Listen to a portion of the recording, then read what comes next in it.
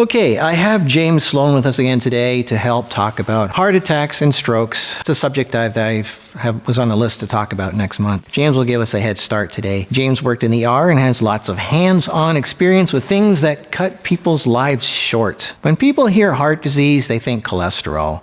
Cholesterol isn't bad. We need it. In fact, we'd be dead without it. People can have high cholesterol and clean arteries, and many people with low cholesterol have heart attacks.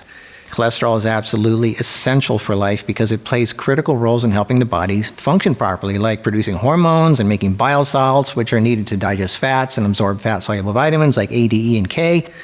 And it's needed for your brain to function properly. But cholesterol by itself cannot travel in the bloodstream because it's hydrophobic. The transporter for cholesterol is lipoprotein, and there are several kinds like HDL, high-density lipoproteins, and LDL, low-density lipoproteins.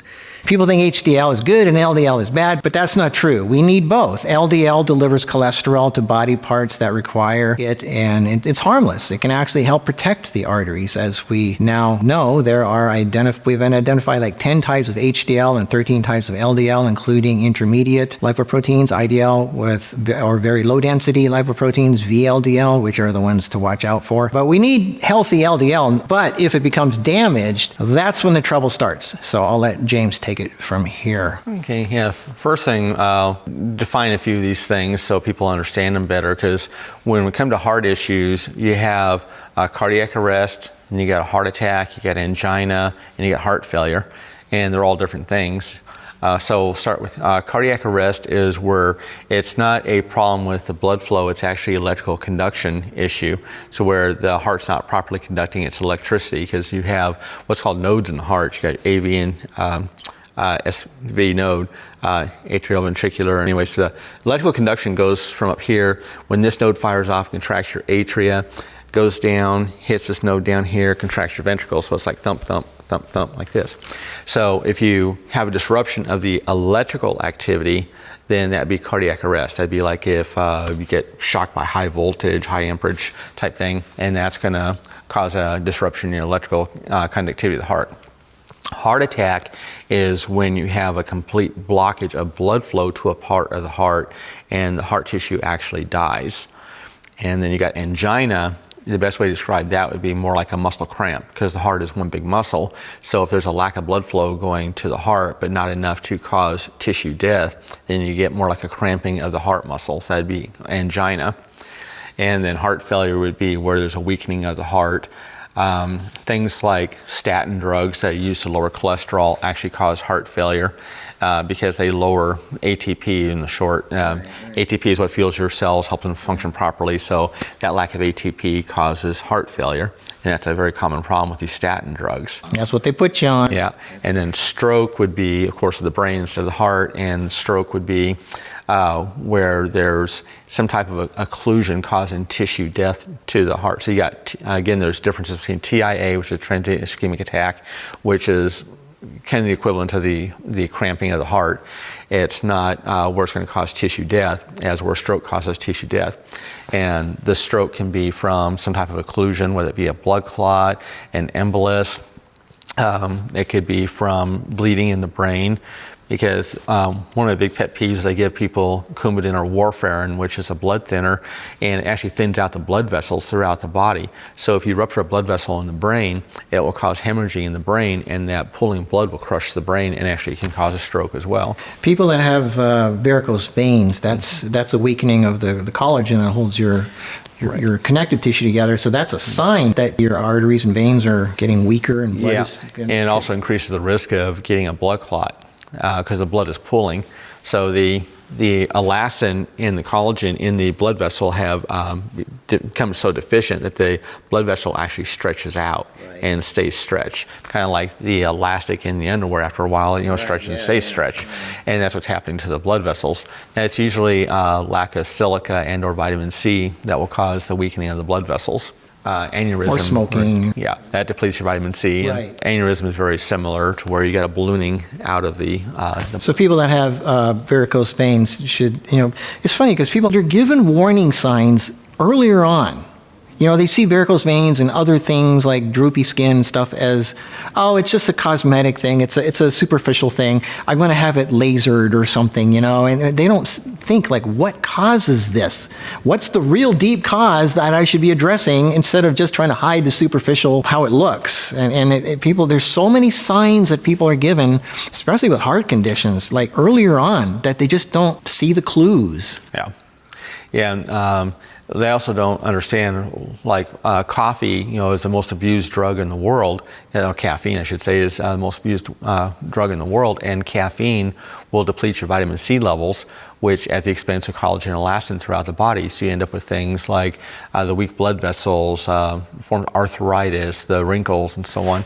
And it's because you're depleting the vitamin C out of the body. That's what holds you together. Yeah. Is so anything that is tissue, like people think, oh, I just have wrinkles, or whatever it is. But then, well, if you think about it, your arteries, your veins, your every organ and cell in your body is held together. Even your bones have collagen. So it goes all the way through. It's like slice everything through your body, and that's affected by collagen. So coffee, cigarettes. Jolt Cola, I guess, is making a comeback now. Stimulant, I just saw that. And energy drinks. Yeah, they're increasing the amount of caffeine, something like 300% or something like that in the Jolt Cola that's coming back. And people don't realize that you get energy temporarily, but over a certain level of caffeine, you actually drop your energy levels. And with long-term use of caffeine, you actually crash your energy altogether because you're depleting the adrenal glands. There's no epinephrine cortisol to maintain your energy levels anymore.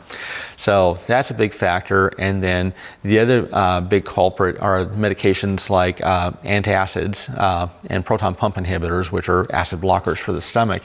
Because in order to absorb silica properly, you have to have sufficient stomach acid to convert that silica into orthosilic acid, which is what the body will utilize for building up your structural proteins throughout the body. And so the antacids and acid blockers actually deplete your silica levels. If people could just stop their bread craving, their carbs and the breads and all the stuff that sucks your body, your stomach acid and lowers it, and You can get your stomach acid again up with bitters again, provided you have a gallbladder and no peptic ulcer. Digestive bitters are the best way. Otherwise, there's betaine hydrochloride. Right, but isn't that kind of coding the issues? I mean, shouldn't they stop doing what caused the stomach to be weakened and the absorbent, like bread and stress and sugar and all that other stuff that stuff that feeds yeast and H. pylori that puts ammonia in your stomach and neutralizes your stomach. Alkaline water. Yeah, alkaline water is definitely bad. H. pylori, they think it's transmitted by flies getting on your food and stuff like that. I think it's one of the main transmission routes. So once it's in there, it will use urease to form ammonia and neutralize your stomach acid. That is a problem. Low sodium diets are another big factor because you need sodium chloride to form stomach acid.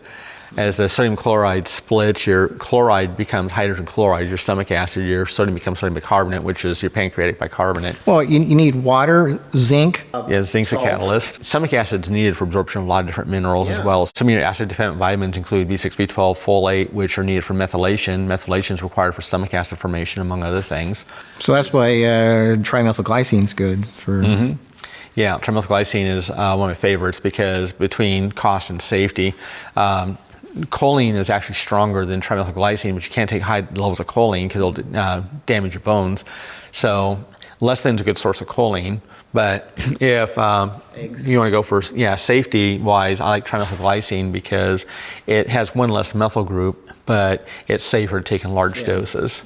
So those are all required for the stomach acid formation. And then the silica is also very important, going back to heart disease again, because not only does it strengthen up the blood vessels by forming the collagen and the elastin in the blood vessel for structural proteins, it's also an anti-inflammatory. So once it's incorporated into the blood vessel, it prevents the inflammation, because inflammation is the key to what causes the arterial plaque formation. It's not your cholesterol levels. Right. Again, we know that people, about 50% of people with heart attacks have low to normal cholesterol levels. And low cholesterol, abnormally low cholesterol, actually increases the risk of your heart attack significantly, because one of the things required for for production, cholesterol needed for the production would be what's called prostaglandins. And there's different types of prostaglandins, but a lot of them are what they call inflammatory prostaglandins. They open up your blood vessels to maintain circulation. So the lack of cholesterol actually constricts down your blood vessels, increases your risk of heart attack.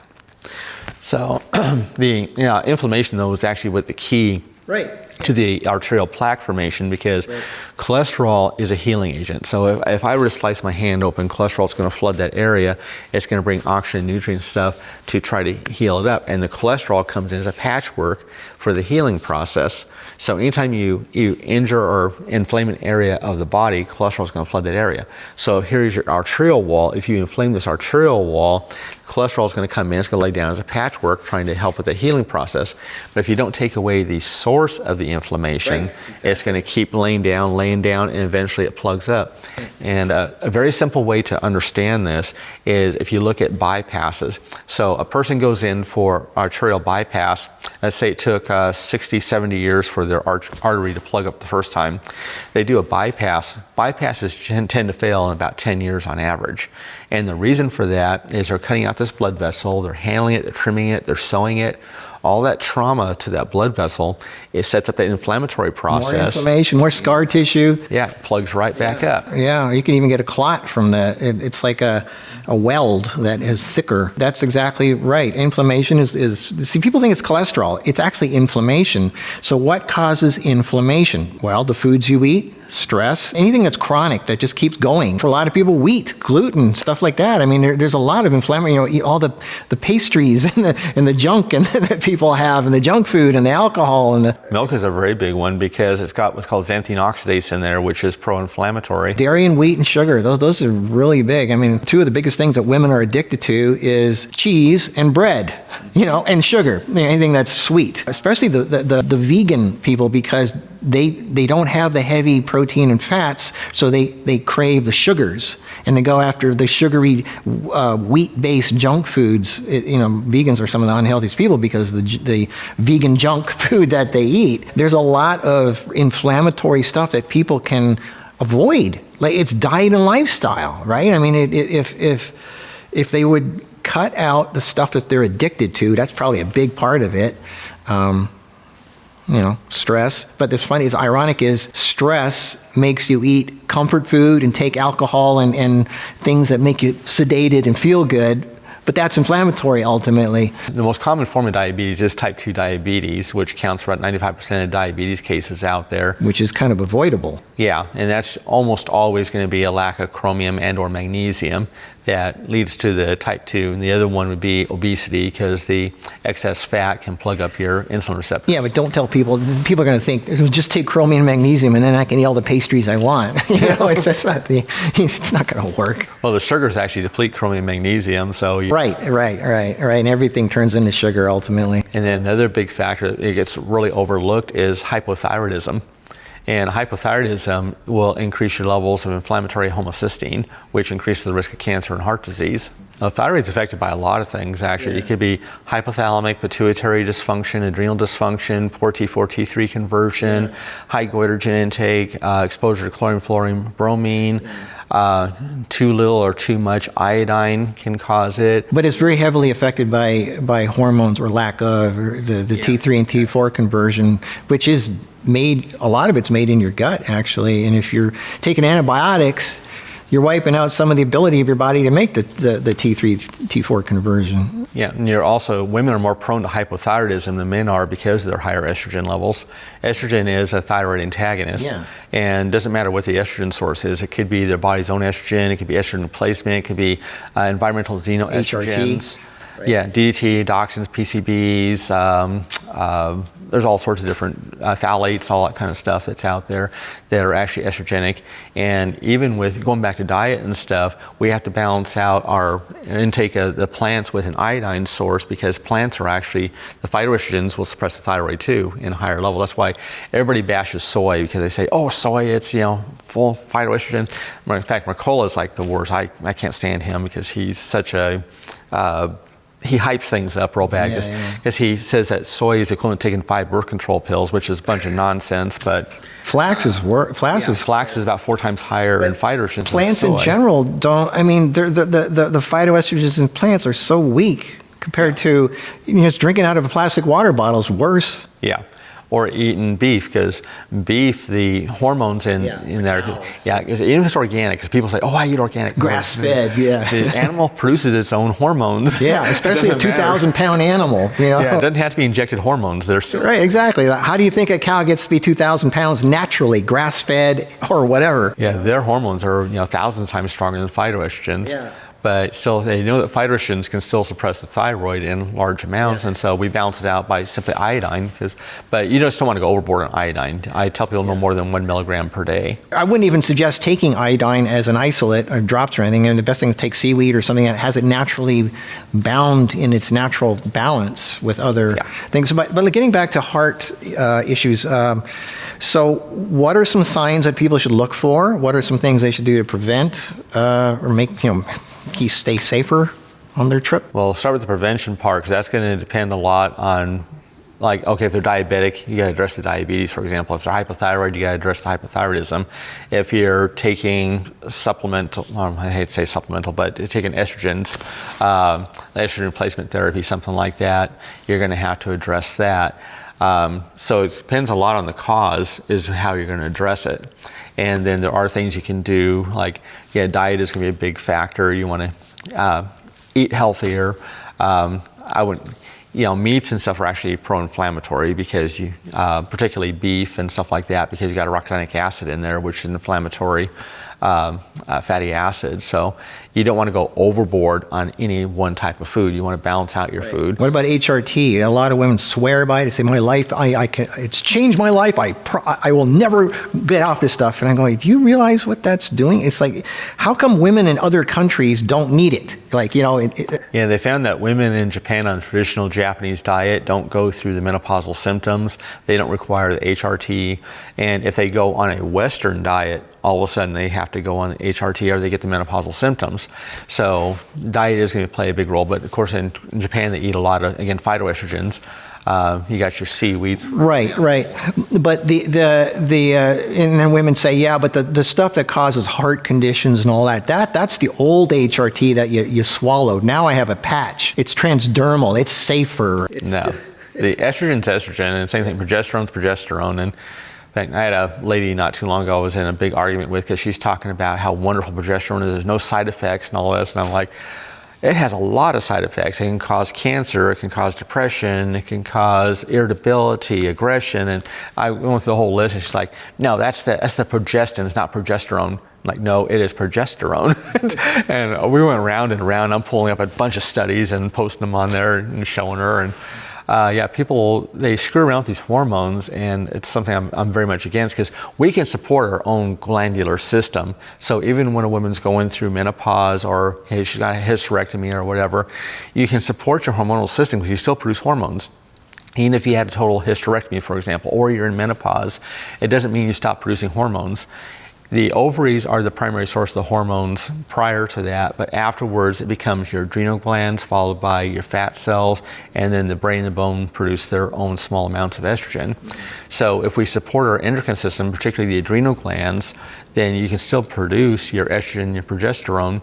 You don't have to sit there and worry about taking the HRT and screwing something up, because when you take the hormones, you're going to actually atrophy the body's production of those own hormones. Ability to make its own, It's like women who take birth control pills is a really good example, because they'll take birth control pills, let's say 5-10 years, whatever, and they go off cold turkey, and their hormones go all over the place because they shut down the body's own production of those hormones they're substituting for, and the body has to adjust itself back and start producing those hormones again. So there's that deficiency in the meantime until the body produces it. So the hormones are very, very bad for the body. Yeah, so the heart is affected by hormones, and everything's affected by hormones. Hormones are the messengers that trigger everything to happen. But the heart is people think it's just cholesterol. It's just clogged up arteries from whatever. It's just age or stress or whatever. And stress does cause inflammation, which can lead to that, but people don't want to think about the diet part or the lifestyle part. Even just like not getting proper sleep, that's a serious hormone disrupting issue. Eating too late so you don't sleep properly, or going to bed too late, or sleeping with lights on, or so many reasons why people aren't getting good sleep, and then they wake up all tired and they wonder why, and they're constantly inflamed, and their stomach acid isn't, even sleep affects your stomach acid. There's all connection. Everything is connected, like this chain reaction. Well, you mentioned about eating too late, and there's another factor people overlook there, and that's when you're sleeping, you're not moving, and so therefore you're not burning glucose. So your blood glucose levels can actually rise overnight. So if you eat a big meal and stuff, then here I'm going to go to bed, all that is being metabolized into sugars and stuff, and you're not burning that glucose off. So your blood sugar levels are going throughout the night. If you keep doing that, you're talking insulin resistance, which ultimately could become diabetes or whatever. But not only that, the short-term thing is you have, the biggest thing with people that do that, they have trouble sleeping. They wake up and they say, I'm having insomnia. I don't know why. Well, you just gave yourself a bunch of energy before you went to bed. What do you think that energy is going to do? It's going to keep you awake. Clean up your diet and your lifestyle. Eat right the way nature intended. Go to sleep. Most people in the 1800s, they didn't have electricity. They went to sleep when it got dark, right? They didn't have the same problems we have now. And people, like, they're on the internet till the moment they fall asleep. Or some people fall asleep with the TV on, flickering in their eyes with the blue light. Well, back in the old days, they had the bottles of opium too that put you out. Yeah, well, whatever. At least you're out, But they didn't eat 3 times a day and pig out on junk food and all that, and have all these bakery goods. And well, I think the other big one again, it still goes back to the caffeine too, because again, caffeine is the most widely abused drug in the world, and when you do caffeine over a long period of time, it causes things like anxiety and insomnia. The caffeine is going to do several things short term, like it's going to raise your epinephrine levels, it's going to raise your cortisol levels. That gives you your energy, your focus, stuff like that. But it also blocks your adenosine receptors. So adenosine is what calms the body down. So by blocking those adenosine receptors, that's what keeps you awake for that long period of time. But over a period of time of taking caffeine on a regular basis, said you should actually develop insomnia and things like anxiety. So people need to really get rid of the caffeine if they can. There's some wonderful herbal teas out there, like nettle is really good, rooibos is really good. There's even chicory. Yeah, the roasted chicory root tastes a lot like coffee. Like even dandelion root you could do. So any last words for heart? Again, silica is one of the most... And how do people get silica? I like the food grade diatomaceous earth personally. Make sure it's the food grade, because the diatomaceous earth they use for pools has got, well, one, it's calcined, so it's actually crystalline, it's not amorphous, which means lack of crystal structure. And they also add sodium carbonate to it as a pH buffer. So you want the food grade, which is an amorphous form of silica. And it's about 80% silica. And for like a water bottle or a glass of water, I just take the tip of a spoonful and put it in there. So it's not enough to taste it. But since silica is so poorly absorbed, you don't want to take a big spoonful, because it's not going to hurt you. It's just going to pass through your system, and you're wasting your money. So by adding just the tip of a spoonful to my water bottles or to my glass of water, then each time I take a drink of water, I'm absorbing a little bit of the silica, and that's going to build it up faster in your body. And so that's going to build up your collagen and elastin. Again, it's anti-inflammatory, so it helps prevent that plaque formation. So that's my most important thing, is the silica. And then magnesium would be number 2. Magnesium, I like the malate is the best. It's the best absorbed, and both the magnesium and malic acid raise cellular, what's called adenosine triphosphate, which is again your cellular fuel. But the magnesium dilates blood vessels because it's a calcium antagonist. Calcium constricts muscles, including blood vessels, and the magnesium is antagonist, so it relaxes the blood vessels. It also displaces calcium, so it's going to help displace calcium in the arterial plaque. So magnesium malate would be my number 2 choice there. To clean out the arteries, for the average person, I would say lecithin would be your best way to go. Lecithin's a fat emulsifier, so it's going to take the cholesterol, make it water soluble, flush out of the body a lot easier. Tablespoon 3 times a day of the granules. I don't like the liquid or the soft gels, because Crude lecithin is very thick and sticky. It looks like chocolate syrup, very sticky. It won't flow through the machinery, so they got to put a ton of soy oil in there to thin it out so it will flow through the machinery. So it's hyper diluted, as where the granules are de-oiled, so it concentrates the phospholipids. Right. So I like the granules too. Vitamin C is necessary. Yeah, vitamin C is also going to be important. That forms your collagen and elastin. Not the synthetic stuff though. Yeah, I like amla is one of my favorites. Rose hips. Sea buckthorn, that's one of my favorites, and that's one of the few plants that actually has the omegas in it. Anyway, so you're talking about silica, bamboo. Yeah, bamboo is for a plant source. It's 7 times higher in silica than horsetail grass, also known as shave grass. And it absorbs better. Yeah, and I don't like shave grass or horsetail grass for another reason. It's because it has nicotine in it. So it's actually a vasoconstrictor. Right. And so it's going to cause your blood vessels to constrict, is where bamboo dilates your blood vessels, so it improves your circulation. I know this is kind of silly, but somebody's asked me once, like, what about the silica packs that come in all your stuff you buy? Can you put that in your water? And what if you swallow it? It's actually silica gel, so it's a polymerized silica. You're not going to absorb it very well at all. Okay, so Hart, last words. What do you say so people don't die? Well, if you have access to an ozone unit, I really like ozone it's a quick way to clean plaque out of the arteries. When the ozone is going to go in, it's going to turn the fatty portion, the cholesterol, into what's called lipid peroxide. Lipid peroxide is then broken down by enzymes in the body, like catalase and peroxidases, going to form water and oxygen. And it's in a chain reaction, so it's going to chew that plaque right out of the arteries. You got to do the ozone properly. Like anything in excess is dangerous. Too much aspirin, too much water, even too much oxygen can kill you. When you're doing the therapy, you're doing it at concentrations which don't overwhelm the body's antioxidant system. Because again, you have catalase and peroxidases that break down the peroxides are going to form into water and oxygen. So the ozone goes in and reacts with fats in the body, like on your cellular membranes, you got lipids that forms lipid peroxides, which is the basis for killing cancer cells selectively, because the peroxides that go into cancer cells swells them like a water balloon, bursts them, as where your healthy cells use these enzymes to break down the peroxides in water and oxygen. Right, but if you have too much oxygen, it rusts your body. It's corrosive, right? So ozone, which is even stronger. Yeah, if you do too high of a concentration, it is damaging to the body. But if you ozonate water, like bubble it in water and drink it on a regular basis. Yeah, that's not going to hurt you. And there's other ways of administering the ozone. Up your butt? Hurt you. Yeah, that's one way to do it. Yeah. In your ear? Bagging again, there's ozone phoresis, there's autohemotherapy. There's a ton of different ways of administering ozone, but we, base it on concentration. Said too much, it will hemolyze your red blood cells. It can damage like your intestinal lining. Right. Everything in the right places. But most people don't have ozone machines, but they can get lecithin and eat right, exercise, get sunlight for the hormones, sleep early, the basic stuff, right? I mean, go to bed early, don't eat late, exercise. Good quality fish oil is good. Right. Because you got the omega-3 fatty acids. Yeah, you need your omega-3s. Yeah, the lack of that's not good. Stop the high-carb, low-fat madness and have everything in balance like you should, so your bile is working, so everything's flowing. And if you're diabetic, address the diabetes. Well, if that's you're a diet hypothyroid, thing. address the thyroid. Right. And when we're talking about addressing thyroid, I don't mean go get thyroid medication, because thyroid medication actually suppresses your thyroid even further. Because again, you're substituting for the gland, so the gland will actually atrophy, which is why you might start here on your level of thyroid hormones, and after a little while they up you to here, and then they have to up you to here, because as they shut down the thyroid more and more with the medication, now they have to compensate by increasing your medication. Well, just like heart pill medication gives you heart attacks later on.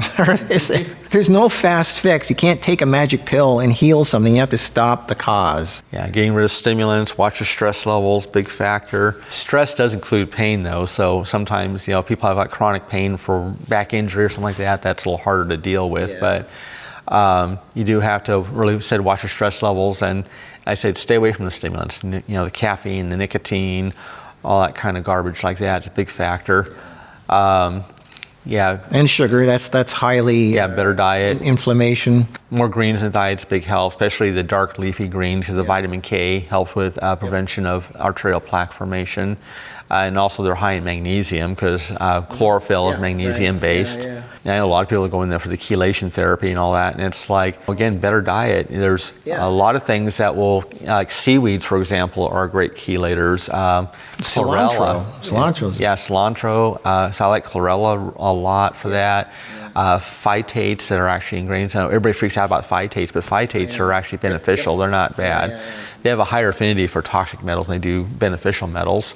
So the phytates are good at pectins, fruits and vegetables. Apples. And those are actually chelators too. They will bind the metals and stuff. You don't need to go in for these IV infusions of, EDTA or whatever. The irony is that if you eat a bunch of refined carbs and sugar and stuff, then you get sick because it invites bacteria. If it feeds on that stuff, then you get sick. Then you go to the doctor. He gives you antibiotics. The antibiotics kill your gut flora. What's the gut flora do? Amongst a million things, it chelates your body and helps get rid of it. It helps regulate your hormones. It does so many things. Immune system, vitamin K is produced by the flora. B vitamins are produced by the flora. Yeah.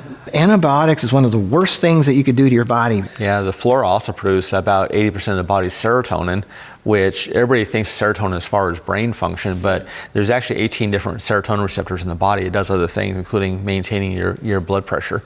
So there are other things that it does. So our gut flora is very, very important. They're finding the big brain-gut connection now. Yeah, so more fiber in the diet is very, very beneficial because that feeds the flora. Fiber is one of the best things for the heart, even if it's just eating an apple or something.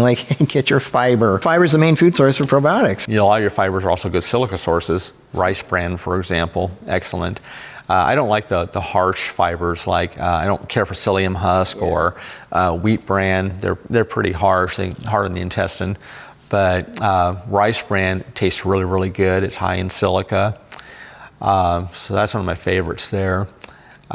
Your yucca is actually a really good source of fiber. Things like apples and stuff, they're lower in silica, but they are very good for other things. Like apples are very high in chlorogenic acid, which is excellent for anti-cancer, for example. So they have other benefits that a lot of people overlook. The pectin is really good for that. Well, thanks, James. That's good. We got our... we could go on a long time with heart. Most of it is preventable, diet and lifestyle. If you get shocked by electricity, what does somebody do if they get shocked by electricity and their heart is there anything you hope that somebody's around to take you to the hospital? But if you get electrocuted and you're on the floor and somebody sees it, can they do mouth to mouth or? Yeah, they can do CPR until ambulance gets there. Yeah, if the heart completely stops. If it's sufficient to stop the heart. And then, there's also people with like pacemakers and stuff. They got to be careful around magnets. But the reason I say staying alive is they say that's the beat. Yeah, the beat for staying alive. The Bee Gees song. Keep that in mind. Play that song in your mind while you're pumping. All right, thanks, James. I appreciate it. This is fun. It's great. All right, well, James. All right, we'll see you in the next video. Bye.